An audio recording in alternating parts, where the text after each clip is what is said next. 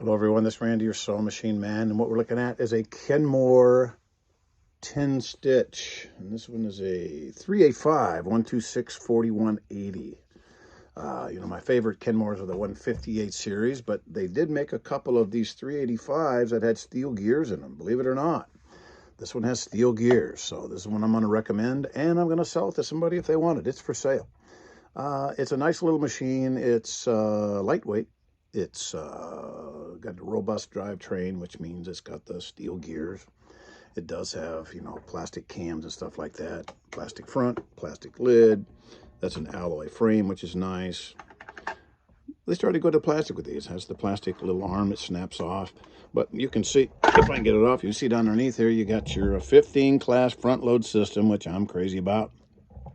It's very strong. It's an oscillating left, right, left, right. It's not like the full rotary, but it's a good tried and true system. Bernina's had a lot of good luck with it. Janome, a lot of industrial machines have this, as a matter of fact. It's very robust, very strong.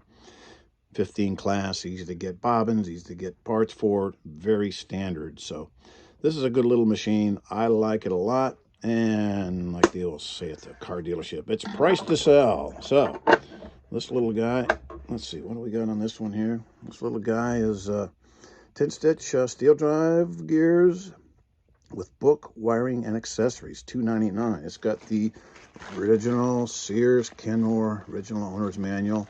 That's a rare find. Somebody took real good care of it. That means pride of ownership when somebody had it. Or sometimes that means they didn't use it at all. Quite often I get these estate sales, and sometimes they get them out of the closet. They've never been used. This one comes with the feed cover, so do your free motion and stuff like that. Has a gaggle of bobbins. It's got the that's for doing your embroidery stitches, stuff like that. It's got the concave underneath. It's got a zipper foot. That's always nice to have. It's got a straight stitch foot for doing just your straight top stitching, which is nice. It's got the buttonhole guide, so it's got a lot of good features in there. And had a bunch of bobbins with it. They're all Kenmore, factory standard Kenmore bobbins. So it's a nice little machine. It's got all the built-in stitches, straight stitch, straight stretch. See, on top you got the orange, I guess, which means that's these stitches over here with the orange line. When you go down below, you want to do the stretch. If it's straight, you just bring it over here, and it turns into a straight stretch. S is short, S and L is long, so you can determine how the stitch looks if you want to look different on your overlocks and things like that. Get them closer together or farther apart. That's a nice feature to have. So if you're doing the straight stretch, it'll be in the straight stretch mode, and it will go like so, forward, back, forward, back, forward, back, forward, back. If you want to go to just regular straight stitch without the stretch mode, take it down to about 10 stitches per inch, and then just get straight old, plain old straight stitch rather.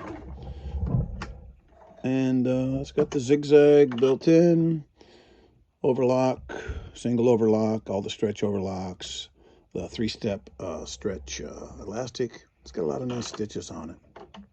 4-step buttonholer, 1, 2, 3, 4. That's a real nice buttonhole. And the buttonhole zone, of course, up here. Blue. It's blue. It's all color coded. Inside here, you got a little cheat sheet for how to thread it, which is nice. A lot of nicer machines have that. Has lay-in threading. I'm not the biggest fan of lay-in threading. I like the tension assembly stick out the front, but this is when they started going to lay-in threading, because the ones out front were getting broke off because they were taking them to a third party to deliver them, your UPSs and stuff like that. So it's recessed. It's countersunk in there. As long as there's stitches between this range of 3 to 5, you have no tension issues. If it makes a bad stitch, it's something else, but that'll always be, if it's on 4, your tension will always be good, as long as you're using the right thread and you have it threaded properly. And I have this up here on that rather than over here. When you put it over here, sometimes it'll get a little bit chatty because nothing jumps around a little bit. You hear that spool jumping, bump, bump, bump, bump, bump. That's the noise you get when that happens. But standard bobbin winder on the top, standard clutch release on the side. It's got a very powerful fractional horsepower motor, like all the new machines have. That they've been having that same motor. That same motor's been successful for the last 50 years. It's on everything. Just a nice fractional horsepower motor. This is a good little machine. It does a lot of good stitches. You can do the cuffs and the pants legs. Take this off, leave it on for flatbed sewing. You can take it with you to the quilt retreat. It's not real heavy. It's a good little machine. Forward and reverse. Figure out how long your stitch you want it to be. Figure out what stitch you want to do. Give it the gas.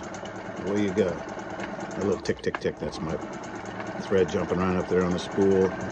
Makes people think it's noisy, but in fact it's the daggone bobbin.